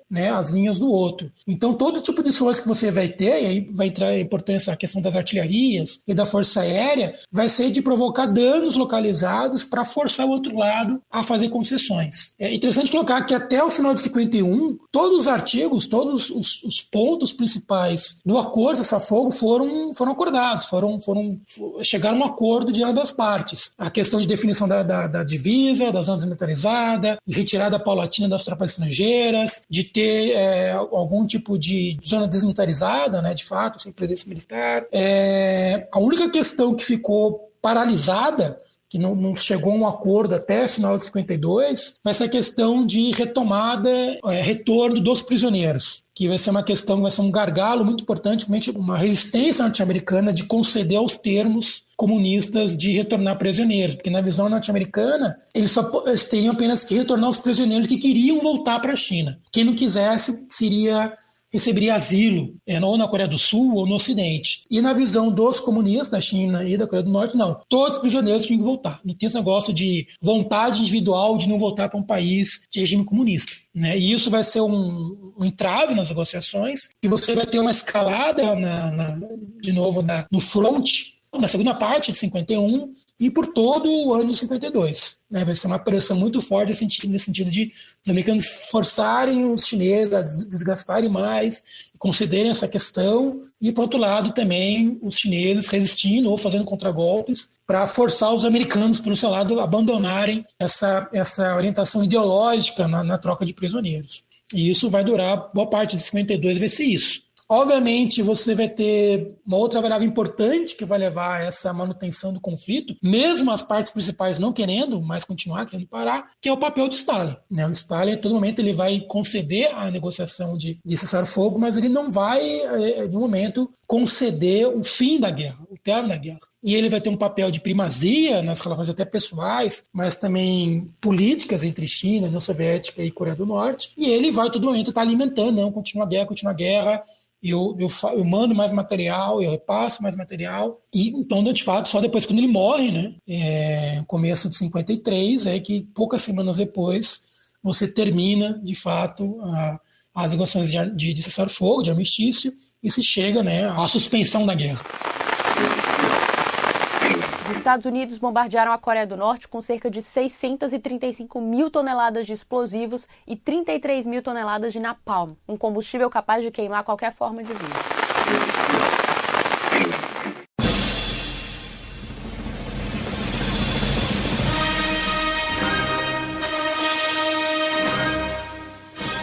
Eu queria saber um pouco mais sobre o armistício de 1953, porque oficialmente se diz que a guerra nunca acabou, né? Que Coreia do Norte e Coreia do Sul ainda estariam em guerra, apesar desse cessar-fogo que já dura várias décadas. Então eu queria te perguntar como é que se costurou esse acordo, como é que funciona essa situação de estamos em guerra, mas não estamos, tem ali um território que é uma zona desmilitarizada no meio entre os dois países. Você pode explicar para o público como é que isso funciona? Assim, do ponto de vista militar, a guerra acabou.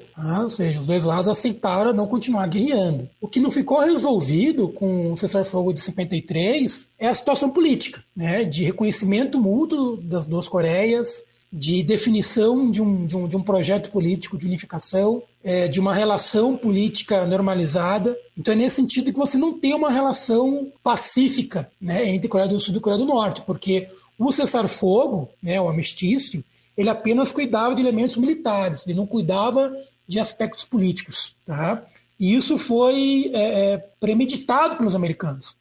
E quando os americanos eles começam a planejar, né, uma contraofensiva e forçar os chineses a aceitarem as negociações de cessar-fogo, eles não queriam fazer essa negociação ser uma conferência política internacional. Então é por isso que as negociações elas não vão acontecer entre diplomatas, não vão acontecer entre militares. Então os representantes, quando estão negociando, vão ser generais, almirantes, coronéis. Não vai ter diplomata nas negociações. Elas não vão acontecer na ONU, elas vão acontecer no campo, no teatro de operações, em áreas ali neutras para as negociações, porque os americanos entendiam, né, que se eles negociassem com os chineses, com os norte-coreanos, num fórum legítimo internacional, ele estaria concedendo um reconhecimento à Coreia do Norte e à China, que eram países que os Estados Unidos e seus aliados, por pressão dos Estados Unidos, não reconheciam. Então, se você tem uma representação diplomática americana, uma representação diplomática coreana, norte-coreana e chinesa, e o representante norte-americano reconhece esses representantes, você está reconhecendo o outro país, reconhecendo o outro governo. E os americanos não queriam fazer esse tipo de concessão. Eles podiam até reconhecer em algum momento a Coreia do Norte e a China, mas seria algo negociado com outras concessões, num outro momento, não dentro do contexto da guerra. Então, por isso que as negociações vão ser negociadas entre militares, dentro do teatro de operações, e apenas vão se limitar a questões e itens militares, operações militares. Não vai desenvolver qualquer questão política. Claramente, quando os americanos estabelecem isso, eles estavam querendo tirar da mesa todas aquelas supostas concessões, né, que em janeiro de 51 eles tinham concordado e que vários países apoiavam e pressionavam para que se chegasse também a um entendimento, a uma negociação política, né, de revisão da ordem política regional da Ásia. Então, por isso que os americanos vão modular, né, toda a negociação para ser militar no campo de batalha com militares. Então, por conta disso, quando se chega a um acordo, a um entendimento, ele apenas vai resolver a dimensão militar da guerra. A dimensão política vai ficar não resolvida até então, até os anos 80, até o final da Guerra Fria praticamente, essa questão política vai continuar conflituosa entre a Coreia do Sul e a Coreia do Norte. Uma coisa que eu não sabia até visitar a Coreia, né, nos anos 60, a Coreia do Norte construiu vários túneis por baixo da DMZ, da zona desmilitarizada, para invadir a Coreia do Sul, principalmente a Coreia do Sul, principalmente Seul. É uma coisa que não aparece na literatura, nunca vi alguém debater sobre isso, mas tem vários túneis, você pode até visitar, ver como é que é. Então, até os anos 60, 70, né, você vai ter uma situação de inimizade, de uma situação de conflagração muito forte entre os dois países. É só nos anos 90, né, o pós-Guerra Fria, nos anos 2000 em diante, que você vai ter mais uma tentativa de aproximação dos ambos lados. A Coreia do Norte numa situação de desespero econômico e social, né, sem ajuda soviética e ainda sem ajuda chinesa. Nos anos 90, a China não era capaz de apoiar muito a Coreia do Norte. Então, nos anos 90, a partir dos anos 2000, né, 2001 em diante, você vai ter projetos de, quem sabe, uma aproximação, tendo em vista, no longo prazo, uma unificação. Então, isso, com a tensão que se voltou a ter entre China e Estados Unidos e União Soviética, isso foi revisto, né? Então, já até 2008, mais ou menos, você ainda tinha um esforço de aproximação, algum tipo de iniciativa de cooperação das duas partes. 2008, mais ou menos, em diante, você começa a voltar a ter uma situação de estancamento, não necessariamente de conflagração, mas de estancamento dos esforços de cooperação ou de aproximação. 11 de abril de 1951. O general Douglas MacArthur foi dispensado do cargo de comandante supremo das Forças Aliadas na Coreia. Uma investigação do Congresso nos meses seguintes determinou que ele havia desobedecido às ordens do presidente Truman, o que viola a Constituição dos Estados Unidos.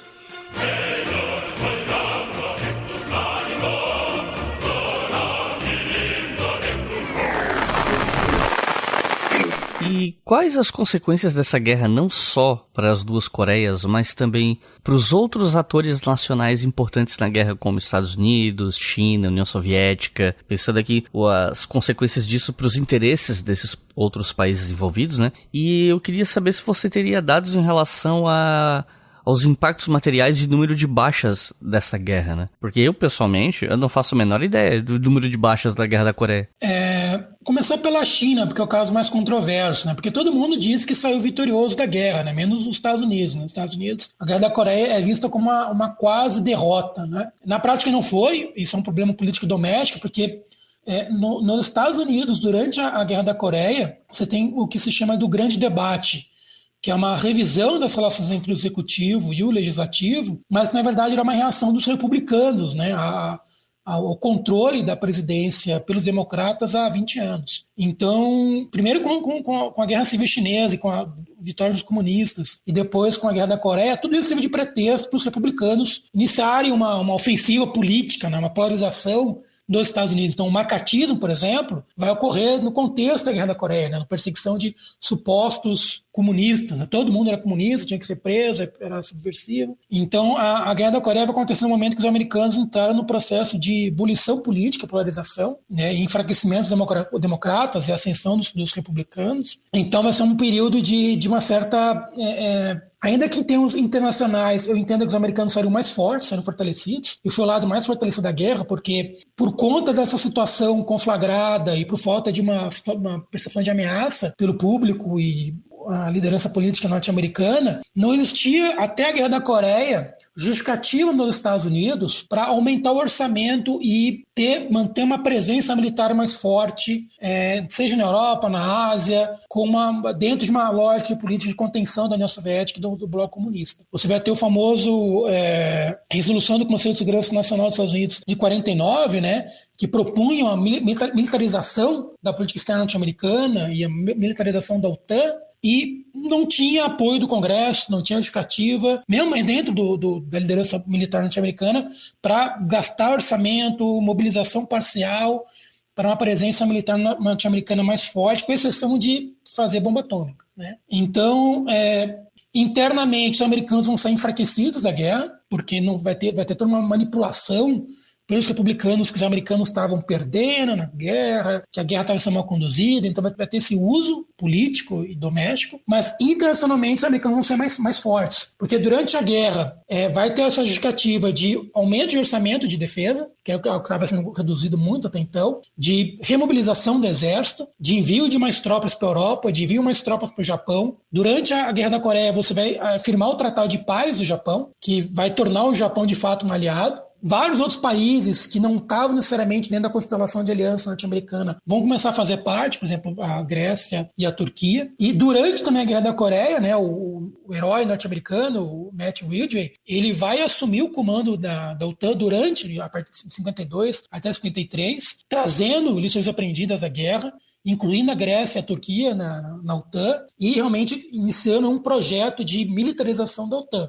Porque até então a OTAN era um acordo político, né? Ele tinha a questão do princípio de segurança coletiva, mas na prática você não tinha uma estrutura operacional para fazer frente à União Soviética. Então, de certa maneira, vai ser o Ridgway lá assumindo o comando supremo da OTAN, que vai iniciar esse processo realmente de construir as bases da OTAN que a gente conhece hoje, né, com centralização de comando, a estrutura de unificação de força terrestre, a questão de como que cada país vai estar contribuindo, em qual zona. Então isso vai ser construído durante a Guerra da Coreia. Então os Estados Unidos, internacionalmente, ele vai ser fortalecido, porque também durante a Guerra da Coreia ele vai firmar várias alianças e acordos de cooperação militar na América Latina, por exemplo, com o Brasil e outros países, na Ásia também, né, com a Austrália. Então a guerra vai dar esse incentivo aos americanos buscarem, né, a formar um alinhamento internacional muito forte e dar apoio em termos de orçamento para realmente os Estados Unidos construírem as bases e capacidades militares que ele tem até hoje em dia. Então os americanos, de certa maneira, vão ser mais fortes em termos internacionais. No caso da China, eu acho que é curioso porque o Mao Tse-tung ele entende que a China saiu vitoriosa, apesar das baixas, do impacto econômico, que a guerra vai provocar na China, ele vai se sentir, de certa maneira, contemplado porque sem a Guerra da Coreia, ele não teria as várias concessões de material moderno que ele conseguiu da União Soviética. A União Soviética ela fez concessões muito pontuais até março de 51, mas março de 51 em diante, quando a China começa a ter mais baixas, começa a tremer nas bases, se vai continuar na guerra, é que tem um acordo de cooperação militar entre a China e a União Soviética, que a China ela cumpria dois papéis, de criar uma força aérea chinesa, que não existia até então, e de fazer uma transferência equivalente a 60 divisões blindadas ou pesadas para a China, que vinham em 3 parcelas. E, além disso, todo o apoio financeiro e de assessores, que permitiu construir um exército, uma força armada chinesa moderna, regular, contemporânea. Então, na visão do Mao Tse-tung, isso vai ser uma vitória, mas, por outro lado, no meu entendimento, e já respondendo a tua pergunta, a China vai ter em torno de 3 milhões de baixas na Guerra da Coreia. A China saía de 30 anos de guerras dentro do seu território, Guerra civil, depois guerra com o Japão, depois retorno da guerra civil. Então, todo o projeto de reconstrução econômica do país e de desmobilização, que era uma prioridade depois da guerra civil chinesa, foi empurrado para frente. Então, a China continuou numa economia de guerra, numa situação de guerra, alta mobilização, necessidade de mobilização dos chamados da força política, ideológica, para manter a população sob controle e incentivada a contribuir para a guerra. Então, eu não tenho os números agora, mas tem números do valor financeiro, valor em números de quanto que a China perdeu de dinheiro nessa guerra, é muita coisa. Então, eu entendo que a China saiu mais fraca, então, ou seja, todos os 20 anos de pobreza que a China vai ter depois dessa até os anos 70, também dá para se explicar por conta dessa guerra, ou seja, ela estava pagando a conta dessa guerra, das baixas, da destruição que ela provocou. A própria possibilidade da Manchúria ter um baluarte da industrialização chinesa não vai acontecer, porque toda a estrutura da Manchúria vai ser convertida para esforço de guerra, então não tinha como ela servir a guerra na Coreia e, ao mesmo tempo, servir a industrialização da China. E, por outro lado, por conta de toda a resolução diplomática a partir de 51, que a China se tornou, até foi aprovada na ONU, um país agressor na guerra, ela se tornou isolada na Ásia. Até a própria grande dependência que ela vai ter da União Soviética, esse papel que o Mao Tse-tung projetava antes da guerra para ser uma referência autônoma e asiática para a Ásia, vai se perder durante um certo tempo. Ela vai continuar tendo uma atuação importante no Vietnã, por exemplo, e em outros cenários, mas a China vai se tornar um país mais isolado do que ela gostaria até o final dos anos 70. Em parte por causa da guerra e de como que a guerra provocou uma maior presença soviética e uma maior presença norte-americana na Ásia. A guerra vai justificar isso para a União Soviética e para os Estados Unidos, que vai tirar espaços e possibilidades da China ser uma liderança regional. E isso vai afetar não apenas a China, mas todos os países asiáticos. E existia nesse período, anteriormente à guerra, um esforço de criar um organismo regional asiático, um protótipo de ASEAN, que apenas vai ser possível de ser feito no final dos anos 80 e nos anos 90, com o final da Guerra Fria. Então, ou seja, a Guerra da Coreia ela vai criar uma bipolaridade na Ásia, que não existia até então, que vai forçar, de certa maneira, um certo isolamento da China. E esse isolamento da China também vai acontecer porque, nesse processo de construção de um exército moderno, de uma força armada moderna na China, vai aumentar a dependência não apenas material da China com relação à União Soviética, mas a influência ideológica, influência pessoal dentro dos quadros das Forças Armadas Chinesas vai acontecer. Então você já tinha uma certa fração dentro da microfísica de poder chinesa de gente que era pró-União Soviética, que a China tinha que ou copiar um modelo soviético ou ser um país mais aliado, mais, quem sabe até subalterno à União Soviética. E isso vai aumentar fortemente com esse processo de contingentes enormes de soldados e oficiais sendo treinados na União Soviética ou sendo treinados na China com assessores soviéticos. Toda a dependência de material soviético que a China vai ter vai levar a um certo grau de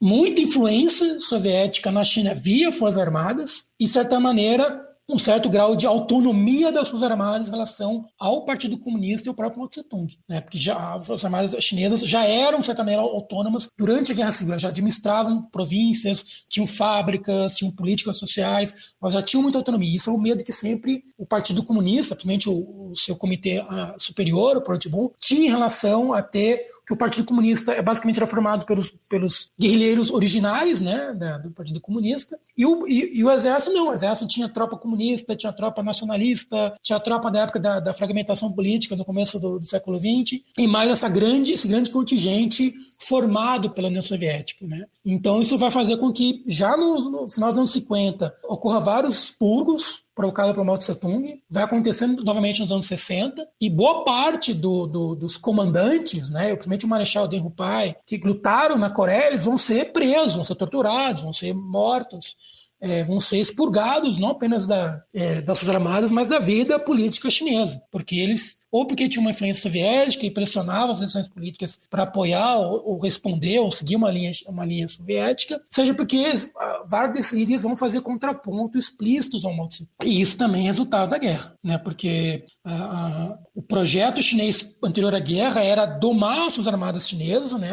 O Exército de Libertação Popular, redimensioná-lo e colocá-lo institucionalmente mais subordinado ao Partido Comunista. Como isso não aconteceu, não deu tempo para isso, e você teve que construir, não apenas mandar um contingente norte para a Coreia, mas construir um exército enorme na Coreia, esse exército não estava completamente sob o controle do Mao Tse-tung ou da liderança política chinesa. Então, quando acaba a Guerra da Coreia, né, a China fica até 56, se não me engano, na Coreia. Quando volta esse contingente, ele é politicamente um corpo bastante autonomia. E isso vai levar muita disputa, muito choque interno, né, na China nos próximos 10, 15, 20 anos. Então, do meu ponto de vista, seja do ponto de vista econômico, seja do ponto de vista desse aspecto mais institucional político, né, relação civil-militar, seja a própria inserção chinesa na região, a China vai sair mais fraca do que fortalecida. E, por fim, a União Soviética ela vai ter essa maior influência na Ásia por conta da guerra, né? Não apenas a influência na China, mas essa presença militar ela vai ser aproveitada para influenciar outros países, Vietnã, por exemplo. Mas, de certa maneira, a guerra ela vai ter um certo efeito contrário, é que ao passo que os americanos se tornaram mais fortes e a sua aliança mais forte na Europa, relativamente a União Soviética vai estar mais fraca, né? Porque por mais que ela tenha alguns ganhos pontuais na Ásia, entre antes da guerra e após a guerra, se você pensar no tabuleiro global, a União Soviética vai estar mais fraca na Europa. Porque quando os americanos começam a guerra na Coreia, é bem interessante isso, tem as tabelas de envio de tropas, de equipamento, de agosto até mais ou menos agosto 50, até começo 51, mandava um soldado para a Coreia, mandava 3 para a Alemanha. E as melhores tropas, os melhores equipamentos, as melhores unidades iam para a Alemanha. É só depois que a China tem sucesso e troca o comandante norte-americano, o Ridgway, é que você começa a estancar um pouquinho o envio do esforço para a Europa, para a Alemanha, e começa a dar um pouquinho mais de atenção para a Coreia. Mas depois que você tem o começo das negociações de armistício, reverte. Para de mandar tropa para a Coreia, até algumas daquelas tropas vão embora, voltam para os Estados Unidos, ou depois redicionadas para a Europa, o esforço volta a ser para a Europa. Então, ou seja, se não tivesse acontecido a guerra da Coreia, um contrafactual, a simetria, ou as relações de força entre o bloco comunista e o bloco em torno dos Estados Unidos na Europa seriam mais simétricos, seriam mais próximos entre si. A União Soviética era mais fraca, se via como mais fraca, mas quando acaba a guerra, quando tem esse esforço de mobilização dos Estados Unidos e dos seus aliados, você tem um fortalecimento da OTAN. Então, por exemplo, uma coisa que vai acontecendo por conta da guerra da Coreia, vários países aliados, como a Alemanha, como França, Inglaterra, não estavam também muito interessados em gastar mais dinheiro para se militarizar, constituir suas forças armadas, para contribuir para a OTAN. Não era só os Estados Unidos que estava com essa estagnação, estava com essa falta de vontade. Os países europeus também estavam destruídos, queriam reconstruir as suas economias, reconstruir seus países. Mas a Guerra da Coreia também justificou que houvesse maior dedicação dos países europeus para a OTAN, né? E por um esforço de criar uma capacidade de defesa em relação à União Soviética e o bloco socialista na Europa. Então, nesse sentido, eu vejo que, primeiro, né, tentando resumir, os Estados Unidos foi o lado que saiu mais fortalecido, porque várias pendengas, várias pontas abertas, vários pontos de vulnerabilidade vão ser revistos por conta da guerra, coisas que eram problemáticas antes. A China, ela vai ter um ganho pontual, que ela vai ser capaz de modernizar as suas armadas, que ela não conseguiria sozinha, mas isso vai ter, eu acho que, um preço muito grande, muito maior, economicamente, socialmente, institucionalmente, em termos de inserção internacional regional. E a União Soviética, apesar de não ter tido danos, né, ela meio que vai ficar só de camarote assistindo, relativamente, né, ao passo que ela provocou a Guerra da Coreia, e a Guerra da Coreia durou tanto tempo e provocou esse grau de choque para os Estados Unidos e seus aliados, ela vai provocar um enfraquecimento relativo, não porque ela vai se tornar mais fraca, mas porque os Estados Unidos vai se mobilizar, e seus aliados também. Então, relativamente no cenário europeu, onde o Stalin ele tinha um projeto, de fato, de quem sabe nos anos 60, iniciar uma outra guerra para acabar de conquistar a Europa, né? E ele via como uma possibilidade da Guerra da Coreia ser um dreno de recursos norte-americanos dos países europeus. Na verdade, isso vai ter uma reversão, vai ter um efeito reverso. Né? A Guerra da Coreia vai levar os americanos a serem capazes de ter baixas na Coreia, mas serem capazes de conter, mas serem capazes de uma mobilização muito maior, muito mais relevante na Europa e construir uma capacidade de resistência às influências subversivas ou qualquer tipo de iniciativa de guerra pelo bloco socialista na Europa, tornar isso completamente pouco provável, né? Possível, mas pouco provável de sucesso, até o final da Guerra da Coreia, até o final da Guerra Fria. Eu queria terminar perguntando sobre a memória dessa guerra para as duas Coreias, porque no caso da Coreia do Norte me parece que essa guerra tem um componente, um caráter de história de fundação, de formação nacional, né? Você tem museus dedicados a isso, uma retórica do governo de que os Estados Unidos cometeram atrocidades contra os coreanos, com bombardeios ou até mesmo no chão mesmo, pensando aqui em infantaria, e toda aquela imagem que muitas vezes os filmes americanos mostram de nazistas ou mesmo de soviéticos como cruéis, etc. Isso, os norte-coreanos veem os americanos assim quando pensam em Guerra da Coreia, né? E eu não sei como é essa memória pro sul, eu honestamente não sei. Então, eu queria a gente terminar com você falando um pouco sobre a memória da Guerra da Coreia no norte e no sul hoje. A memória no norte é realmente uma guerra de definição, né, de fundação do país. É tratada como uma vitória. Tem toda uma narrativa de como que essa guerra foi travada e vencida. E isso está presente como símbolo nacional em todo lugar, né, em museus, na maneira como é organizada as Forças Armadas, os ritos e hinos e outros ritos simbólicos nacionais. Então é muito forte, é uma coisa que de certa maneira, ela é explorada para manter a dinastia do Kim Il-sung no poder. Né? O Kim Il-sung ele foi alçado como um grande líder, em grande parte por conta da Guerra da Coreia, e então, de certa maneira, a sucessão para o seu filho e neto, em grande parte, envolve estar sempre realimentando essa memória e essa simbologia da Guerra da Coreia contra o Ocidente, né? Então é muito forte, mas ela também é forte na Coreia do Sul. Tá? Temos vários museus na Coreia do Sul, obviamente não tem como ter muitas estátuas, muitos elementos, marcos de lembrança, porque o país inteiro foi destruído, né, e foi varrido. Então não dá para ter um memorial para cada batalha que foi travada, senão o país era só memorial, né? Mas tem alguns lugares que tem memoriais, tem esse em Daegu, tem em Wonju. Na própria capital, o museu, né, tem um museu militar lá, que a maior parte dele é dedicado à Guerra da Coreia, e é bem interessante, porque você tem o Ministério da Defesa, né, sul-coreano, você atravessa a rua, tem esse museu militar, né, na capital, que boa parte é dedicado à Guerra da Coreia. Né? Então é uma coisa que, ainda que não seja tão carnal, não seja tão essencial como na Coreia do Norte, eles têm, digamos assim, marcas importantes para não deixar esquecer. Só que é interessante que, eu não sei se desde sempre, mas com certeza desde os anos 2000, uma lembrança que passou a ser vista e, de certa maneira, uma nova narrativa, é que a Guerra da Coreia foi uma guerra entre irmãos. Né? Irmãos que se tornaram inconciliáveis e que tem que voltar a algum momento a se entender, a se conversar. Então, mesmo quando eu visitei lá em 2012, que já era um momento já de estancamento das relações mais cooperativas, mas desde antes existia uma preocupação de tornar uma certa leitura que a Guerra da Coreia era uma guerra entre irmãos e que tinha chegado um momento desses irmãos voltarem a se entender. Então, por exemplo, tem esse museu militar, né, em Seul, mas a maior estátua, né, o maior monumento, é um monumento de dois irmãos, dois coreanos com fardados, se abraçando. Não sei agora, faz tempo que eu estive lá, mas vários dos museus que você tem ou áreas de visita que você tem na zona desmilitarizada, sempre tem essa questão de mostrar um pouquinho como é a Coreia do Norte, que a Coreia do Norte também são irmãos. Eles tinham todo um programa assim, de excursões com escolas, de mostrar, né, que eram irmãos, que tinham um momento em que voltasse a falar, voltasse a conversar, voltar a cooperar. Então, pelo menos entre os anos 2000 e 2012, quando eu estive lá, tinha uma preocupação de ter uma leitura mais esperançosa, mais cooperativa, mais assim, de irmandade, né, de solidariedade com a Coreia do Norte. Tinha ainda essa questão de não esquecer que teve a guerra, que tem uma situação de possíveis novas conflagrações, mas existia um esforço na Coreia do Sul até um certo momento de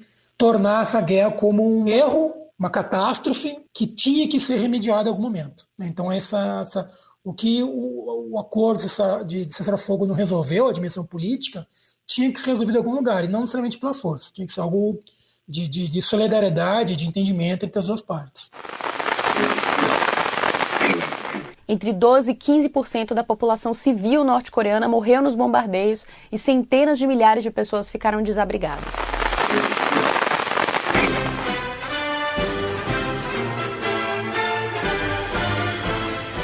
Recomendações de leitura para quem ouviu até o final, se interessou, quer saber mais sobre o assunto. Se você tivesse que recomendar até uns 3 livros, o que você recomendaria? Eu acho que uma leitura mais panorâmica e que dá uma visão bastante ampla da guerra entre as Coreias, a dimensão política, a dimensão operacional, é o meu livro, né, que é chamado A Guerra entre China e Estados Unidos na Coreia, que foi publicado em 2019, né, que eu tento fazer um esforço de pegar as várias visões da guerra, não ser uma visão só americana, ou só chinesa, ou só coreana, né? E também não ser só um livro apenas de análise operacional, ou só análise diplomática ou política. Eu pego vários níveis de análise, e está em português, né, acessível. E o restante da literatura, infelizmente, ela está basicamente em língua inglesa, né? Então, o que eu recomendaria seria um livro com uma visão da política externa norte-americana para a Ásia, né, e o papel dessa política externa para a Ásia dentro da política externa internacional dos Estados Unidos para o globo, no pós-Segunda Guerra Mundial, e os vários problemas que essa política externa tinha, que o autor chama Ronald McLaughlin, e o livro chama Controlling the Waves, que é um livro de 93, um livro realmente antigo, mas em termos dessa visão do lado norte-americano, dos problemas da política externa norte-americana para a Ásia, e todo o improviso que eles tiveram em relação à Guerra da Coreia, ele é o melhor livro, pelo menos, que eu consigo lembrar. E uma coisa interessante sobre a literatura sobre a Guerra da Coreia é que se tem publicado muitos livros com a perspectiva chinesa, tem sido liberado documentação chinesa, documentação soviética nos últimos 20 anos, 15 anos mais ou menos, e tem um autor que é bem importante, que é um autor chinês, que ele foi oficial do Exército de Libertação Popular Chinês e depois ele virou professor nos Estados Unidos, que é Xiaobin Li, o último nome dele. Ele tem vários livros importantes, mas talvez o mais sintético, né, que deu uma visão da China na guerra, é um livro publicado em 2019 que chama China's War in Korea, a Guerra da China na Coreia. E aí tem um subtítulo que é Cultura Estratégica e Geopolítica, que é um livro de 2019, ele é em inglês, talvez seja o livro mais sintético, né? Ele tem, e é bem interessante porque, como sendo um ex-oficial, né, do exército chinês, ele teve acesso aos documentos chineses, ele realizou entrevistas, né, centenas de entrevistas, ele teve acesso a documentos do exército, do Partido Comunista. Então esse é um autor bastante importante, esse eu acho que é o livro mais sintético, né, da visão chinesa que ele produziu. Então seriam essas 3 indicações. Então é isso. Érico, tem alguma consideração final? Agradeço o convite, né? É sempre bom poder falar sobre aquilo que a gente pesquisa e pesquisa com gosto, né? Eu já trabalho com Guerra da Coreia há mais de 10 anos. Ontem veio um artigo para ser revisto, para ser submetido sobre a Guerra da Coreia. E agora estou escrevendo, né, uma nova versão, um novo livro sobre a Guerra da Coreia. Estou nos Estados Unidos agora, né, fazendo pesquisa de campo, pesquisa em arquivos, apresentando meus resultados parciais. Então é sempre bastante feliz, né, ter a oportunidade de tratar do que a gente está estudando, principalmente porque é uma guerra que é bem pouco conhecida no Brasil, na América Latina em geral, né? Então a possibilidade de tratar sobre ela falando em português e não em inglês, né, é sempre uma alegria, uma possibilidade que muito bem aproveitada. Então agradeço, né, o convite, agradeço a oportunidade e fico à disposição a quem quiser entrar em contato, trocar mais informações ou perguntar sobre essa guerra, fico à disposição. Então é isso, gente. Muito obrigado por quem ouviu até o final. Não se esqueçam que os livros citados no final estarão no post desse episódio no nosso site, historiafm.com. E não se esqueçam também que esse podcast é financiado pela nossa campanha no Apoia-se. Com R$2 por mês vocês financiam o História FM, com R$5 por mês vocês ouvem os episódios com antecedência. Então é isso, muito obrigado e até a próxima.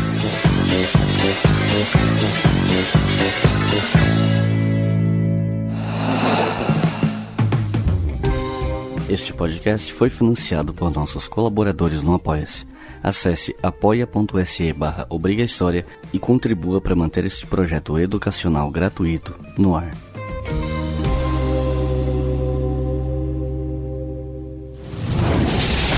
Esse podcast foi editado por Samuel Gambini, samuelgambiniaudio.com.